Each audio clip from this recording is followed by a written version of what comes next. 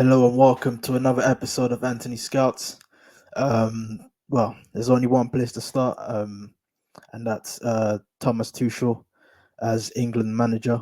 Um, Tremendous news. For me personally, I'm a massive fan of Thomas Tuchel. I've liked what he's done at Chelsea, PSG, and Dortmund. Yeah, people can say, oh, that he's been involved in various friction and problems with the people upstairs in each of those clubs. But still, you can't not look away. You can't not involve and mention the impact he made in all of those clubs. Bayern as well. I forgot to mention. You know, Tactically.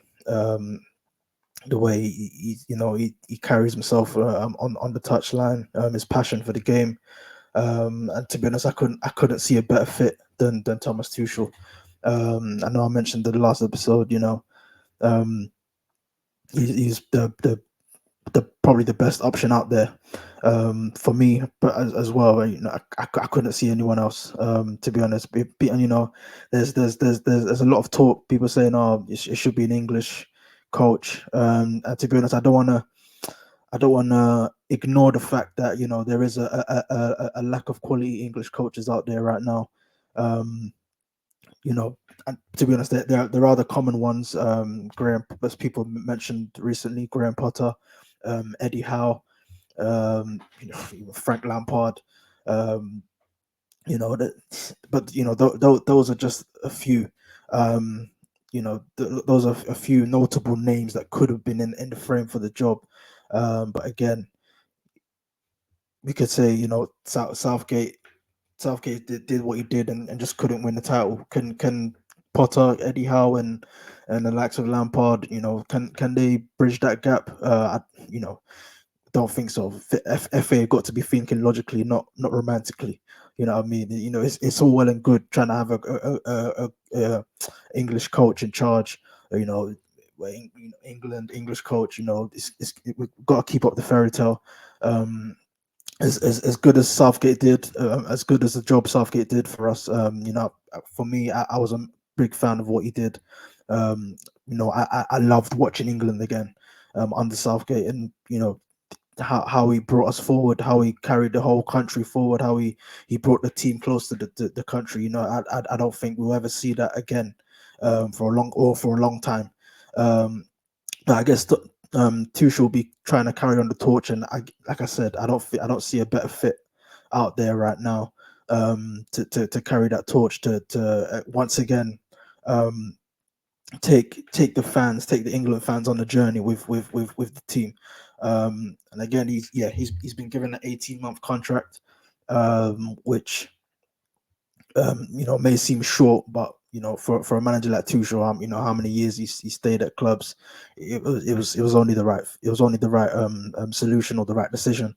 Um, and yeah, so I don't get all this clamor and discourse surrounding people would have preferred a foreign coach, English coach. There's no one available. There's no one available to take the job. There's no one with the right CV, with the right experience, and winning trophies and getting teams to the latter stages of the knockouts. No one out there who can do a job better than Tuchel.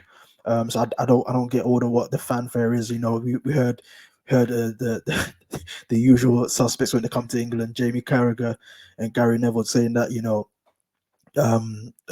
they would have preferred the English coach. But come on, let's be honest. Who who would have come in and improved on what Southgate did? Which English coach? Lampard, I don't think so. Graham Potter, I don't think. To be honest, I'm a fan of Graham Potter, but I don't think he would have improved on what Southgate did. And also, there's the fact that Graham Potter would have wanted to go into club management. So yeah, who else is out there that could improve on what Southgate did? Like I said before, the FA have got to think logically. They've got to think, okay, who will we bring in that will improve on what Southgate did, that will take this country um, to consistently challenge the likes of Spain, France, Germany. You know, which manager can do that? There is no English manager out there that can help us do that. No English manager out there. So I don't get all what all the fuss is about. You know, in terms of you know, it has to be an English coach. It has to be an English coach. Oh, well, we're England. Why are we appointing a German? You know what I mean? So it's for me. It's all nonsense talk. Um, you've got to pick the best manager you feel is available. You've got to pick the best manager you feel is the right fit to take this country forward again. Thomas Tuchel is the perfect candidate, and his record speaks for itself. He's an excellent cup manager. He won the DFB Pokal with Dortmund, um, domestic trouble with PSG. Got to a UCL final with PSG, and they could have won that final, against Bayern. You know what I mean? So it's four finals in 100 games with Chelsea. Impressive record. So I don't get what all the clamor is about. We've got a manager that is arguably the best in the world at knockout competitions. So what's the problem? Let's be happy. Let's rejoice at this news that we've got arguably the best manager out there that will take us, towards possibly winning the World Cup. He's excellent record of developing players. He's an excellent communicator. He won't take any nonsense from the squad, and he won't pick players just on reputation. He'll pick players on form. He'll pick players who he feels is the best fit for his philosophy, his style. He loves England, loves the culture, loves you can you saw in his, we saw in his press conference that he's ready to he loves the English game. That he couldn't see a better option out there to manage. So I can see no problem at all with this appointment. Yeah, he hasn't stepped in the international world yet, as a manager, but to be honest, um, for me, Tuchel, feel he has a lot to prove, especially after how things ended at Bayern and how things ended at Chelsea. England fans could say, things ended badly at Chelsea. We weren't really progressing. So, um, I don't see him, doing well in England. But that's a fair point. But Tuchel Wolfie has a lot to prove. It's just how will he acclimatize himself to not having the games every week, to not playing football every week, to not having matches every week, and you know um and only being with the players what 6 times a year, 6 7 times a year. So how will he adapt to that? How will he acclimatize himself to that? How will he get used to that? That will be his challenge. But also, how can he help bridge that gap? How can he help England get to that next step, that final ingredient that is needed? That's a challenge that Tuchel faces, and the World Cup 2026 will be tough. That will be a tough challenge. You know, I don't want to place too much pressure, but that tournament will be pressure. There's more teams as well, more teams involved. So it's not just the what's it 36, will be 48, I believe. So and it's in the US and the Mexico as well. So another huge in terms of environment, in terms of playing in a totally different totally different environment for the players. So Tuchel has to start planning now. But yeah, he will be starting in January. And Lee Carsley will be taking the next international window with the last one of the year in November. But yeah, again, it's a chance for the players. The players in that Carsley will pick again in November to prove themselves, but also those that are on the outskirts of the team. Rashford, Mason Mount, um, people that have been injured, Reece James, Luke Shaw, so many players that haven't been given the chance or haven't been available. The best ability in football is availability. Especially for people like Mason Mount and Luke Shaw. If, with Tuchel, we know he loves his what he did at Chelsea. We loved his, had his wing backs, and if he's going to play a wing back system like Southgate did, he's going to have proper wing backs. Reece James, who he did so tremendously well with at Chelsea, can he get back to just the same vein of form that we saw a few years ago, with Tuchel. Luke Shaw again, someone who has whenever he's put on an England shirt, he's been tremendous. But again, availability is the problem. But England are kind of lacking in the left back area, and I said in the previous episode, my previous episode, where maybe Tuchel can look at a few names that haven't been involved in any international setup, haven't been involved in any other squads. Someone like Leif Davis at Ipswich, he's a perfect answer, a perfect solution, especially if you want to be taken to two wing backs, someone that can, he's proven himself to be a proper attacking fullback, assists galore. Last season, I think he had 13 or 15, 13, 14 or 15 assists last season with Ipswich, and he started the season off brilliantly as well under Kieran McKenna. He's consistent, he's reliable, he's never injured, rarely injured. He plays 30 games a season. That's the kind of player Tuchel can be looking at. But yeah, it'll be interesting to see what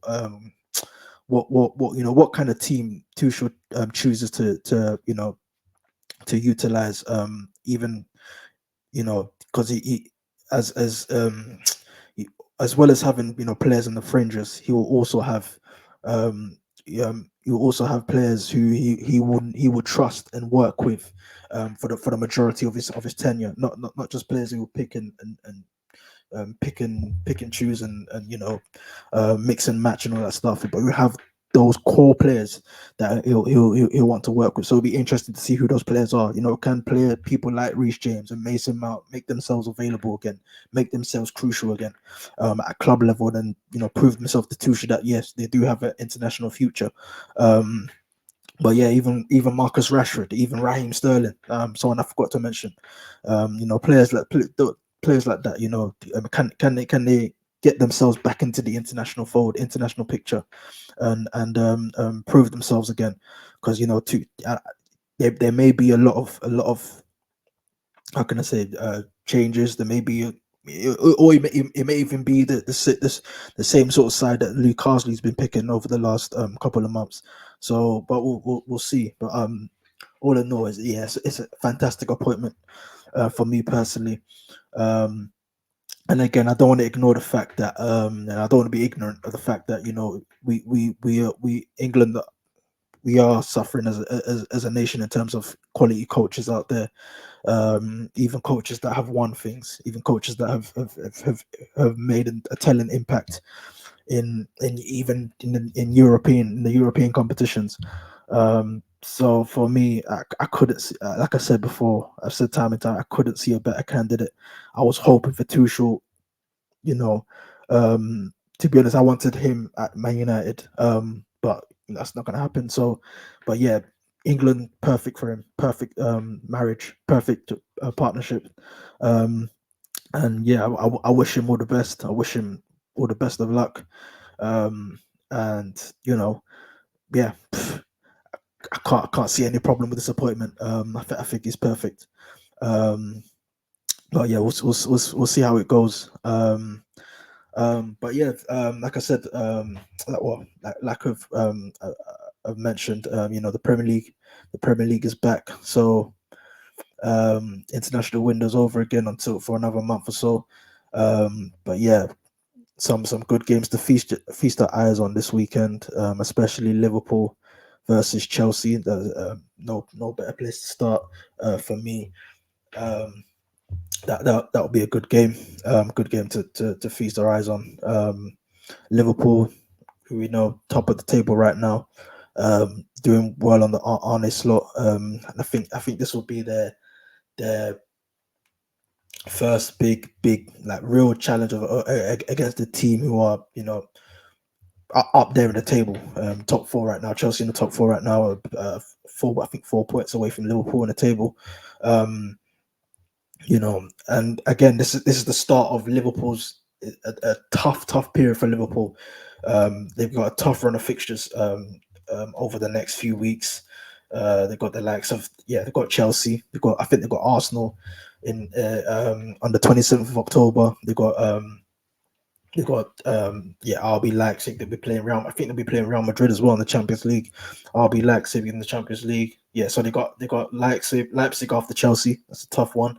They got Arsenal, Brighton in the EFL Cup, then Brighton again, then Leverkusen. So Zabi Alonso will be returning to Anfield. That's a huge test as well.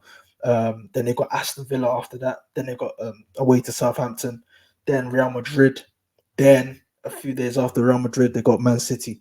So some key battles out there, some huge games for Arne Slot, and this will be a real test of Liverpool's mettle. They've started the season off well, but this is where the challenge begins now.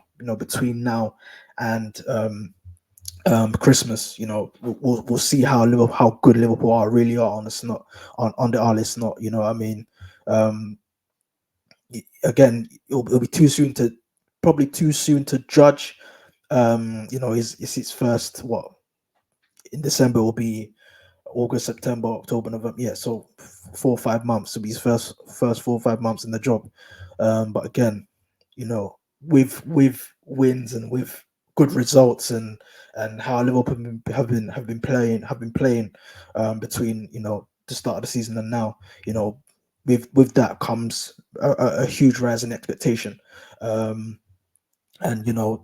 again, okay, it'll be we can say it's too cruel to judge on this lot right now, but when you're a Liverpool manager, pressure the pressure will always be there. Whether you've only had 2 games in the job, or whether you've got how many so far, about around 20. So huge weeks ahead. Leverkusen, Real Madrid, City, Arsenal, Leipzig, Aston Villa, Brighton. In the next few weeks, that is huge for Liverpool. But yeah, starting on Sunday against Chelsea, I think will be a fantastic test. Not just for Arne Slot, but for Enzo Maresca as well. For me, I've been impressed with Chelsea. And I don't want to admit this on here, but total honesty, I'm kind of jealous of how they started, to be honest, because you can see my team United are a total mess with a manager who's been in the job for 3 years. And Enzo's been in the job for 4 or 5 months, and already seeing the patterns of play that we're going to be seeing for under his tenure at Chelsea. But again, I'm saying this, and the real test will be coming up for Chelsea now. Well, where they will be facing off against Arsenal, facing off against United, facing off against Liverpool on Sunday, facing off against the big teams. Um, so that will be a true test of Enzo Maresca's managerial credentials. It's all well and good beating teams down below, but you got to mix and match with those around you and above you. And I think that's somewhere where Ten Hag has stumbled as United coach. So can Enzo Maresca try and prove himself in that facet. But yeah, it'll be interesting on Sunday, because I have noticed, despite Liverpool's form and Liverpool's start to the season, I have noticed a few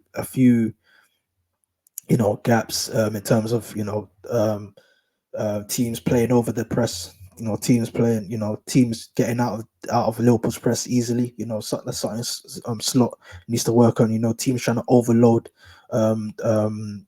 their build up. So to try and get out of Liverpool's press. I don't think Liverpool's press has been quite there, as we've seen on the Klopp. I mean, they're not as forceful, they're not as energetic, they're not as high pressing, they're not as together. Everyone press. Trent on the fullbacks, Trent and Tsimikas and Robertson on the fullbacks. It's been mix and match sometimes. But yeah, it'll be interesting to see how Chelsea get out of, Chelsea exploit that weak, that that, I don't want to say weakness, but it is a gap in Liverpool's Arsenal. In not Liverpool, it is a chink in Liverpool's Arsenal right now. And I will be interested to see how Chelsea exploit that. Even especially in the half spaces where we got, you've got your likes of Palmer and Sancho. People that can really exploit those places, those spaces, and hurt Liverpool's defense. Liverpool's defense has been brilliant. Um, as you know, when he conceded 2 goals already this season. They only conceded 2 goals at the stage of the season, so which is fantastic. But yeah, like I said before, the true tests are now going to pop up now, and starting against Chelsea, who have been excellent in going forward. Chelsea been scoring goals for fun. With Palmer, Jackson, Sancho, Madueke. Um, so how Chelsea how Chelsea approach the game will be interesting to see. Whether they can match it with Liverpool. Again, as I said before, will be a true test of Maresca's managerial credentials, how he will fare as Chelsea boss. Um, but I am expecting a tight contest. I don't think there'll be a lot of goals in this. But I say that, then Chelsea's record defensively hasn't been hasn't been all there, to be honest. Because conceded 8 goals, but as we saw against Brighton, they can be breached. Chelsea can be breached easily. And in I guess Nottingham Forest gave them a good game at Stamford Bridge. I think that was their last match. Forest had chances; they could have easily won that game. And, again, Lorenzo needs to pick a needs to, at the stage in his tenure, he needs to have a defense where he feels, yes, this is defense I'm going to rely on for the foreseeable future. Um, this is my backline I'm going to rely on for the foreseeable future. He doesn't need to. I don't want to be chopping and changing. I don't want to be giving my goalkeeper the wrong impression in terms of who am I choosing in my defense. Sanchez will need a reliable back four in front of him, and Chelsea will backline will need it. So that will come with games. That will come with exposure to games like against Liverpool. The top level teams that Chelsea will be facing in the next few weeks. So um, we'll see how they fare. But again, um, I'd imagine Maresca will be picking a strong backline. And I know Reece James is closing in on a return to action. Um, so again, who's Chelsea been starting at the? They've got Gusto getting back to fitness as well. So it's interesting to, how Chelsea will line up in the next few weeks. But yeah, starting on Sunday, they've got to be on the ball. They've got to be ready because Liverpool's but both attacks have been really good this season. Chelsea scoring 16 goals, more than Liverpool. Chelsea got the second best attack in the league right now, so after City. So again, can Liverpool withstand that and truly show that they have got the best defense in the league right now? So it'll be an interesting battle, intriguing battle, one I'm definitely looking forward to, one I'm definitely trying, because I loved I'm one I like both Arne Slot and Maresca. I'm big fans of the way they play football. I'm big fans of the way they got the team set up. Not just defensively, but in the build up. How they how the possession game. I am a possession based football fan. I love possession. I love the possession game, positional game, and progressive. All of those stuff when a team plays out from the back. Cohesively and structurally. So this game will truly showcase how good those teams truly are. Liverpool and Chelsea, how good they are in those aspects on Sunday. But yeah, it's a really really good game to watch. Sunday 4 p.m. 4:30, I think. So yeah, fantastic game to watch.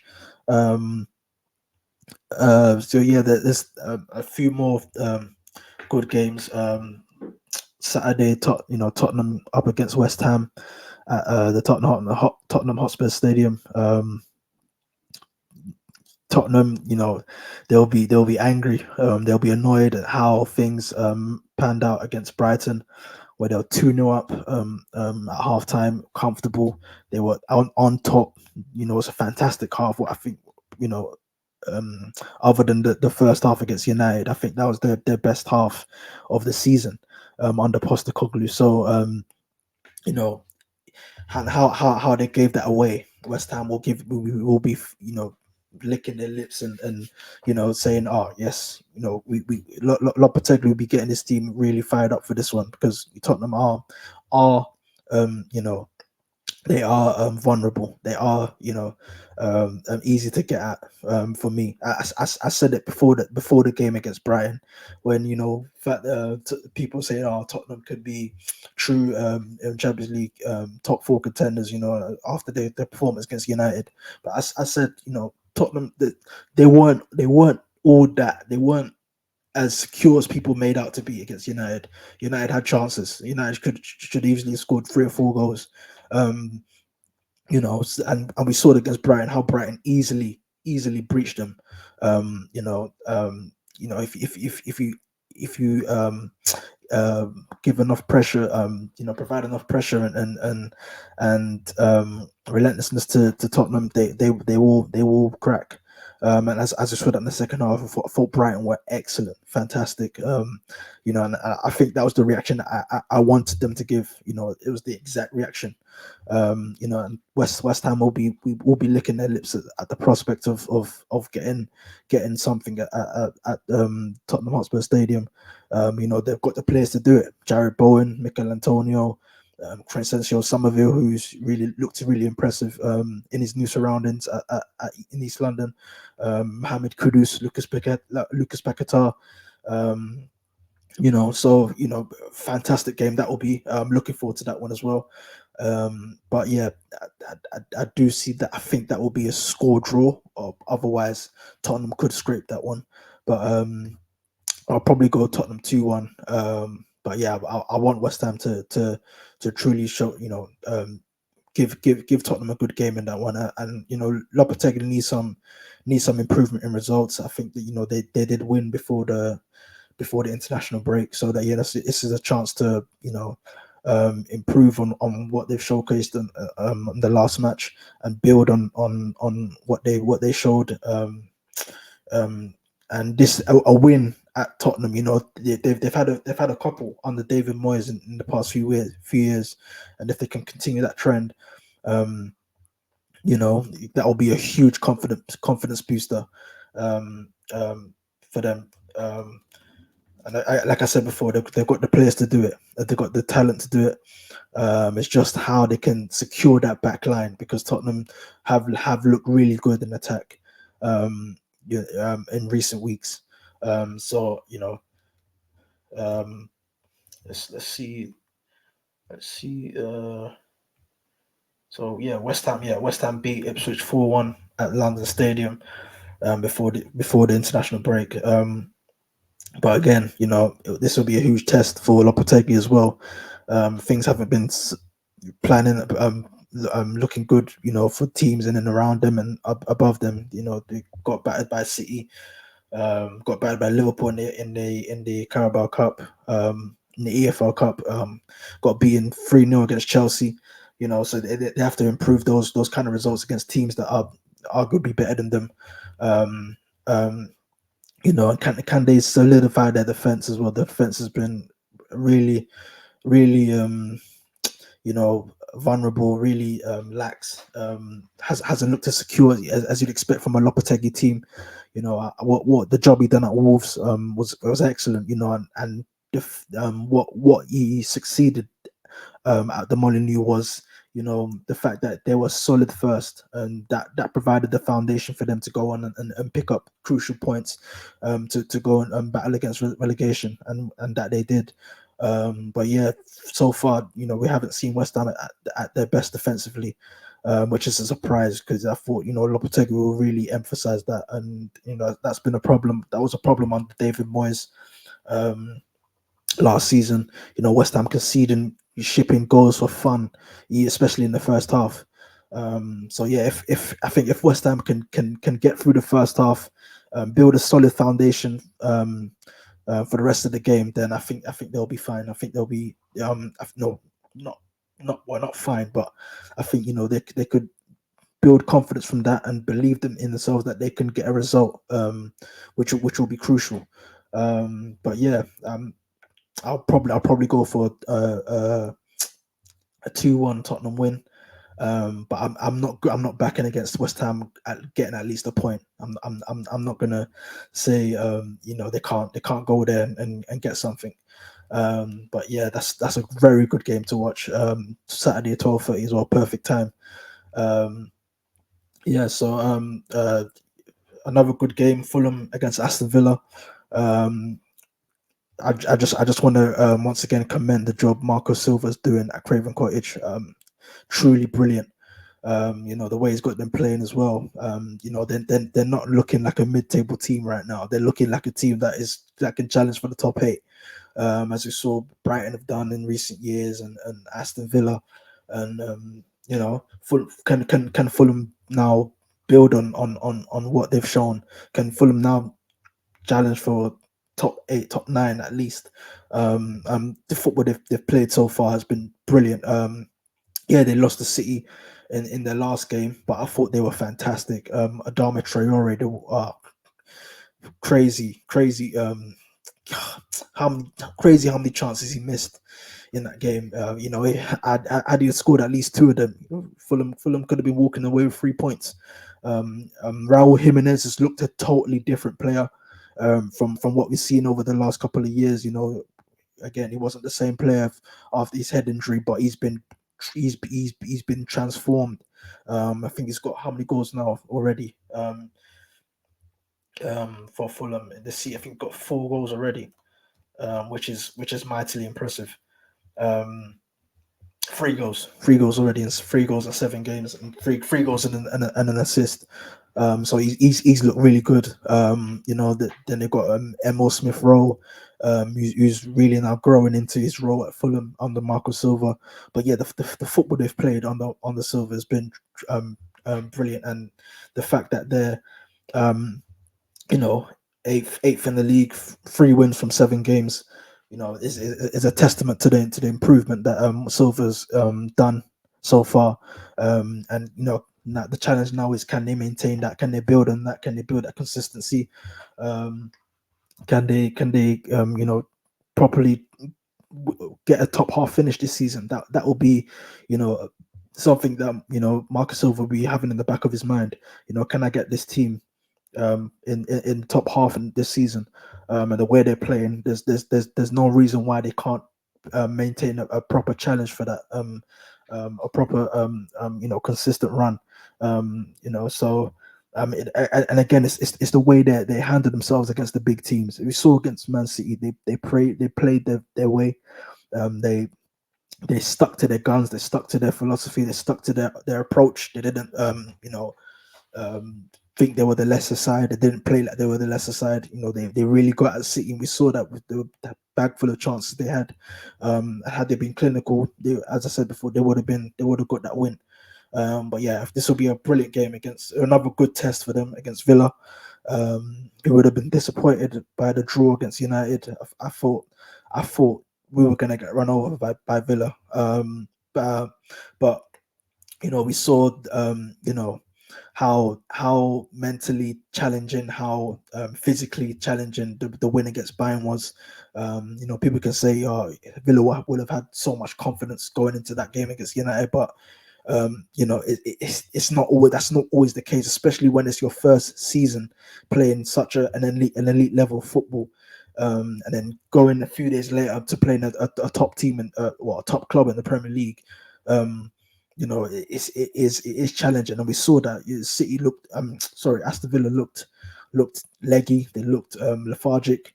Um, when I expected them to blow us off the park at Villa Park. I thought they were going to blow us away. Um, but yeah, it happens. Those things happen, and that's the test for Unai Emery. Can they face the elite in the midweek, but then go on and go again at the weekend, and perform to similar levels? That will be the challenge for Villa. But yeah, they would have been disappointing that they didn't go and win against United, against a vulnerable and poor United team. Um, so this weekend is a big test as well. They're playing against a Fulham side that's playing really well. Yes, they lost their last game, but a game which Fulham would have taken a lot of confidence from. But yeah, I don't back against Fulham getting something here. Um, but yeah, Villa may be too strong, but we saw already Fulham, getting the result against Newcastle. So you can't truly outright predict these games. That's why I love the Premier League. I can't really predict. I can only just say what I've been impressed by, and the components to exploit in each team. Fulham, they, as good as they've been playing, can they really shut up shop in terms of the defense? Can they get themselves consistently performing and challenging those that are above them in the league? But yes, it's a fantastic test for both teams. Villa may be too strong, but like I said for West Ham, I can't back against Fulham getting something, at least a draw. But yeah, Ipswich versus Everton. I think that's another very good game. Ipswich need points. Ipswich really need points. I predicted at the start of the season, I think Ipswich will be the team that have been promoted to stay up this season. I don't think Southampton and Leicester will be as good as Ipswich. I said that at the start of the season. Ipswich have struggled a bit, but aside from that, I think they've played really good football. I think they've showcased about how good they can be under Kieran McKenna.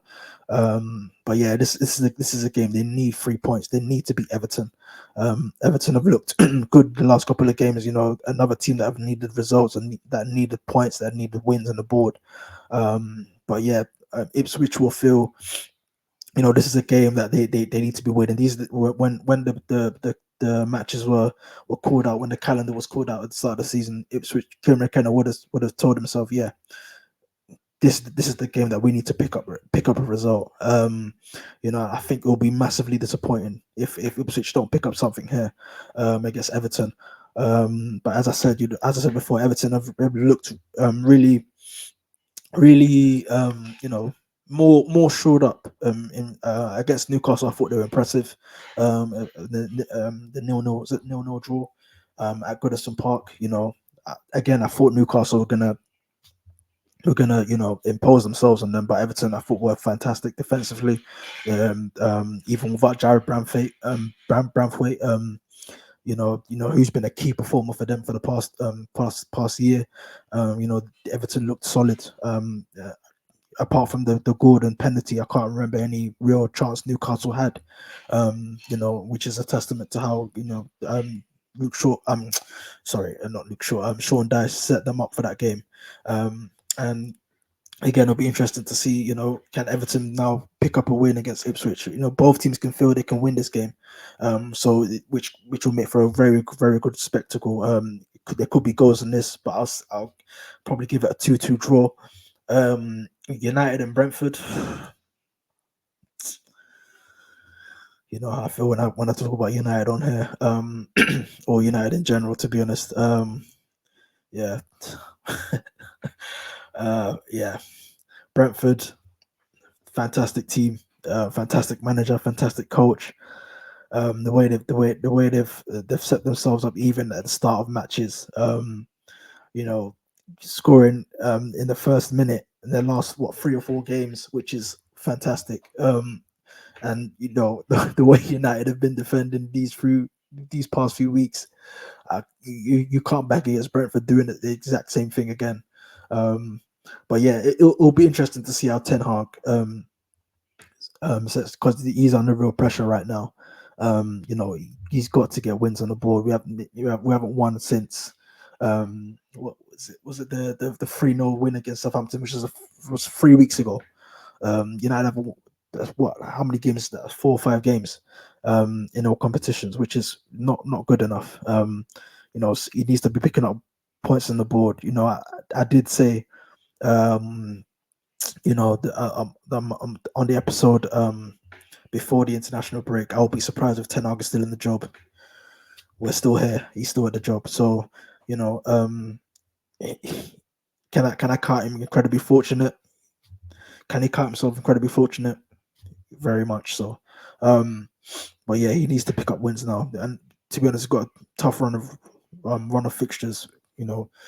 Brentford, and then we've got Fenerbahce on Thursday, which is very, you know, our record away from home in Europe has been shocking. So that will be a big test. Um, who else have we got?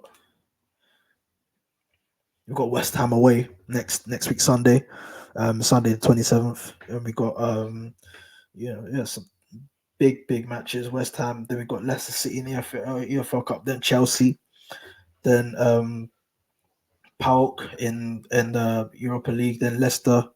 To be honest, fixtures are not so bad, not so bad in compared to the other team, compared to Liverpool. So Ten Hag has really got to be picking up some points starting on Saturday, and we know how tough Brentford could be. We know how innovative and how tremendous they can be against teams that are better than them. You know what I mean? I cannot back against Brentford getting something at Old Trafford. They nearly got something there last season, but for Scott McTominay with his 2 goals at the end, you can't really bet against Brentford getting going there and winning.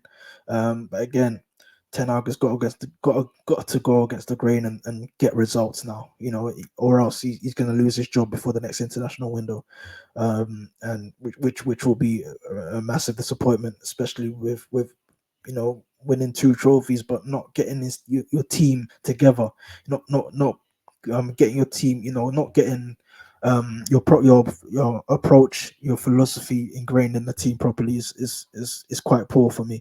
3 years into the job, I don't know how we're playing. I don't know our philosophy. I don't know our approach. I don't know what is Ten Hag's style. He said that he's not going to bring over his Ajax style to United, which I thought was quite strange. You need to impose yourself as a manager. Yeah, people say United DNA, but come on, this is something this is a job where you felt you could put your name out there and amongst the elite. You know, to not impose your style on, to not impose your approach, and to not bring your Ajax approach to it's kind of disappointing for me. I've backed Ten Hag all the way. To be honest, but, I'm on the fence, and I'm kind of leaning towards him being sacked. And I don't like calling for managers to be sacked. That's not me. But yeah, massively disappointing with how things have played out so far. I know the injuries have been a massive setback. Not having a proper left back has impacted our attack, has impacted us significantly, has impacted Marcus Rashford. Marcus Rashford not the same player because he doesn't have a left back outlet to work with. He needs to be closer to goal. He needs to have a left back that will allow him to cut in, do what he does best, cut inside and score goals. Right now he's had to be deployed as a proper wide outlet, creating things from wide. Marcus Rashford loves to mix and match. He loves to do that and also work with the left back and cut inside and score goals. So we're not seeing Rashford at those levels again with Bruno Fernandes. Our team this season has become too narrow. There's no, there's no expansion. There's no wide threat. There's no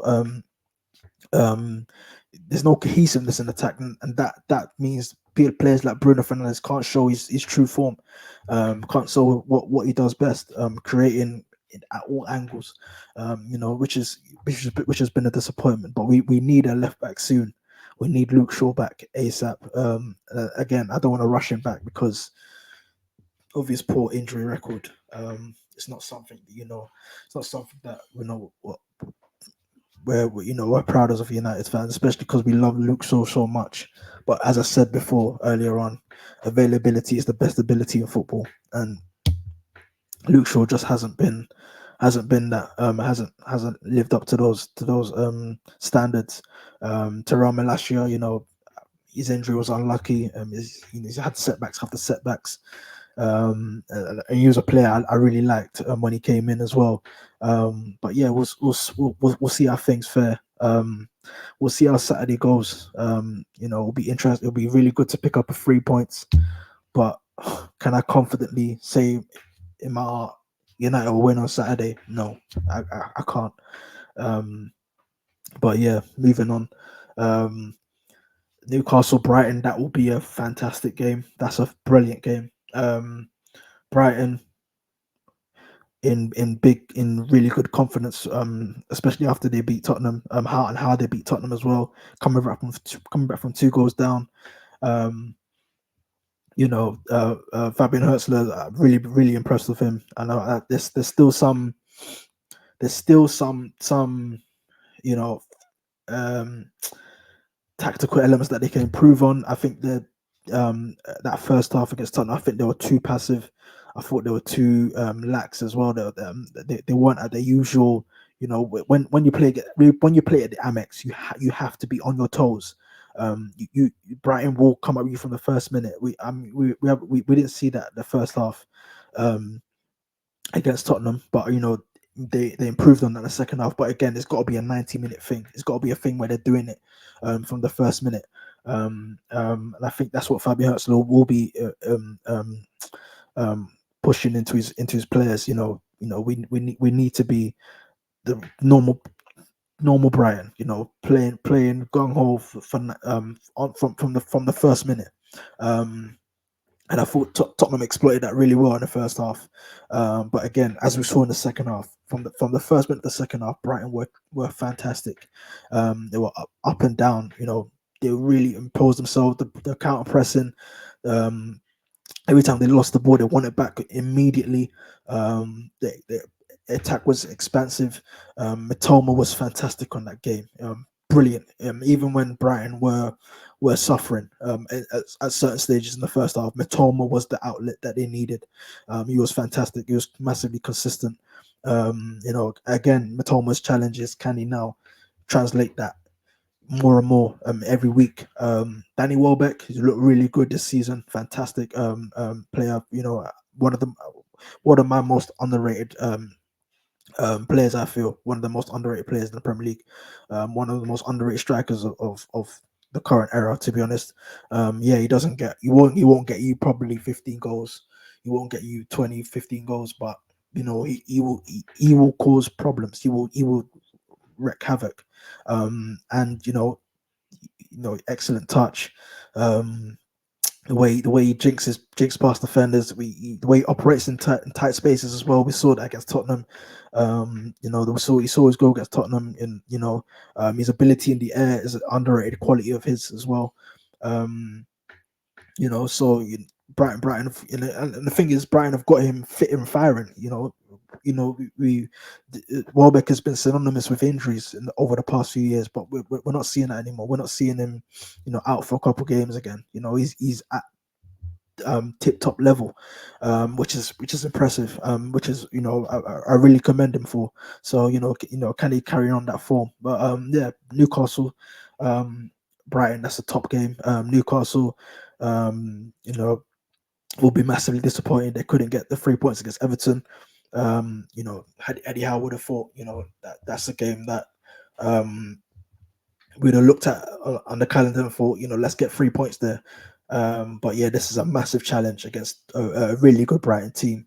And Newcastle would have looked at that first half from Tottenham, because we know how Newcastle always set up from the first minute. You know, they will be on it from the first minute, especially at St James's Park. You know, St James's Park is one of the tougher places to go in the Premier League, arguably the top five toughest places to go. Um, you know, so and we haven't seen much of that from Newcastle. You know, when you play against Newcastle, you're in for a war, you're in for a battle, and you know we haven't seen that from them yet, and I think that's what has been majorly disappointing for Eddie Howe himself.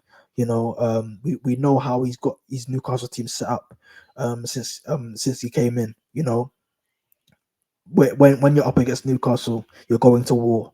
You know, high energy, high pressing, the intensity levels, the physical levels.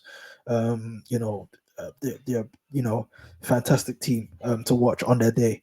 But they haven't shown that consistently yet this season. But yeah, I think this will be, if they can pick up an impressive win against Brighton, I think that will put them on their way. But yeah, I think this will be a score draw.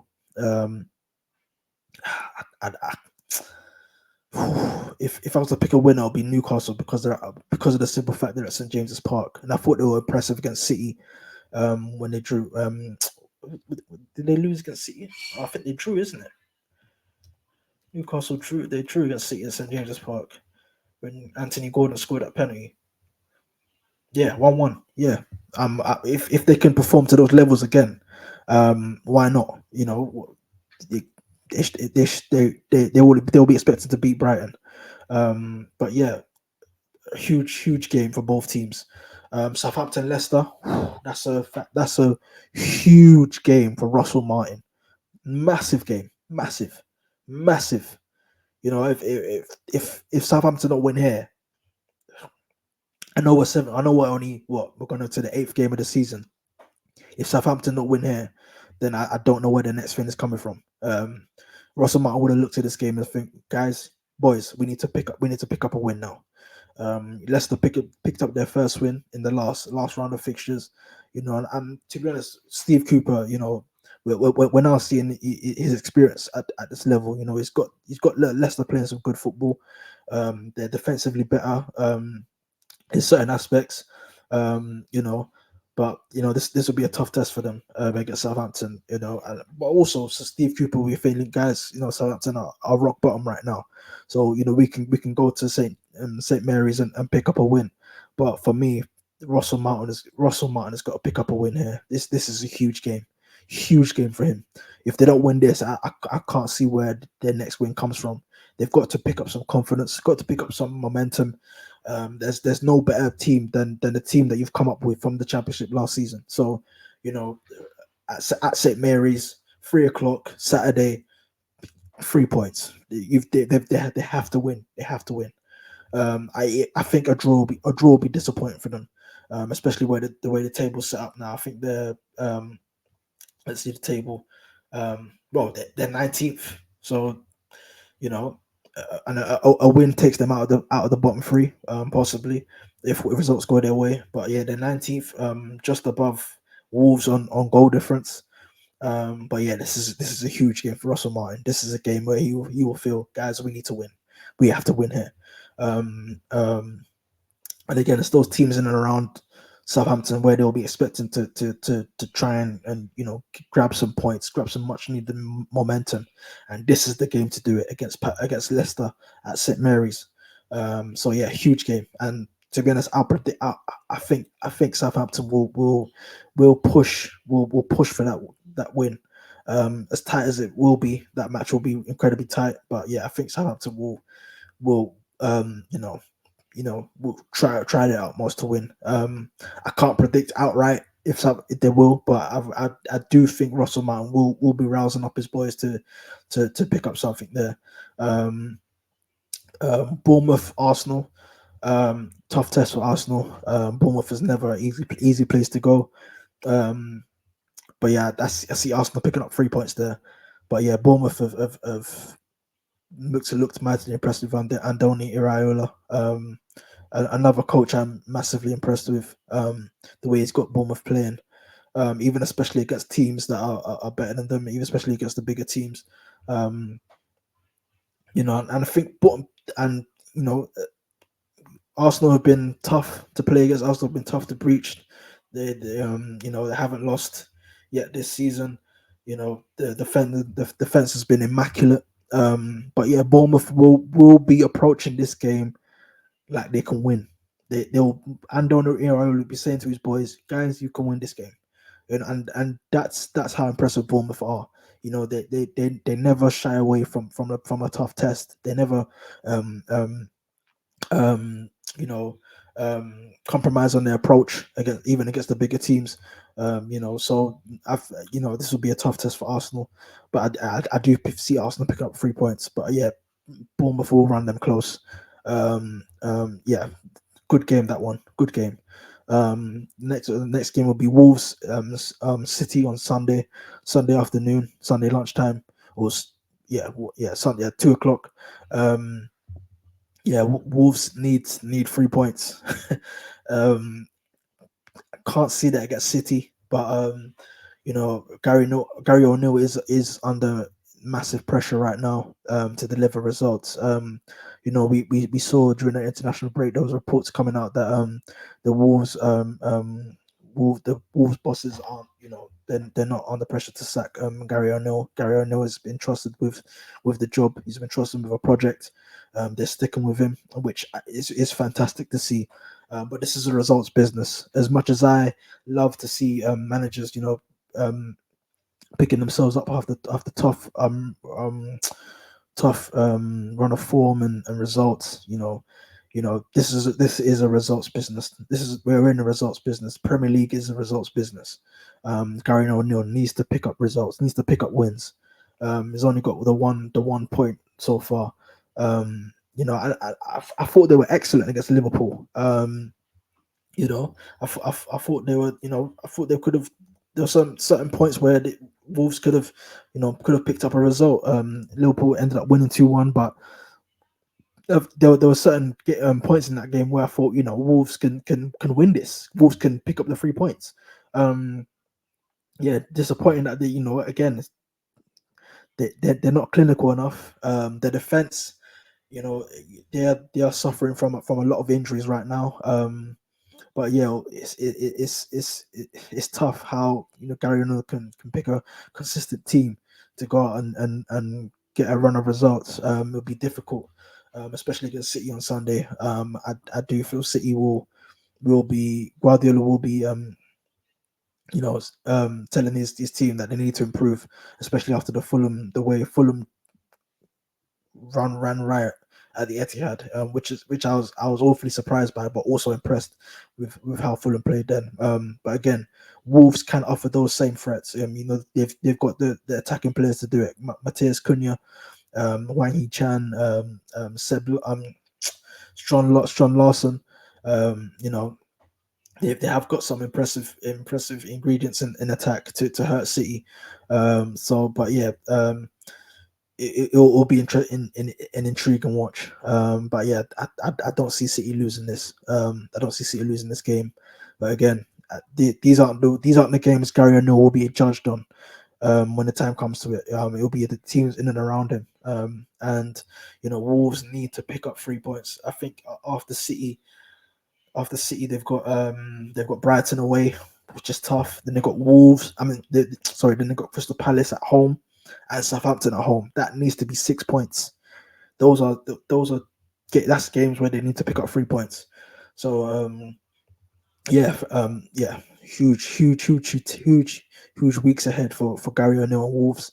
I wasn't expecting them to be in this position they are on the table right now at the stage in the season. Yeah, we're only 8 games in, still so much of the campaign to go. But again, it's all about starting well and maintaining it, and then again, we can say it's how you finish, but in the Premier League, you know, you need to have a run of results, consistent results to you know make sure that you're exceeding expectations, that you're in a good spot. And Wolves haven't been at that stage right now. So it'll be disappointing. If over the next month or so that they haven't gotten a win or two. And yeah, Gary O'Neill under pressure to be honest, I've been a fan of his work so far, but things just haven't clicked in attack and defense right now.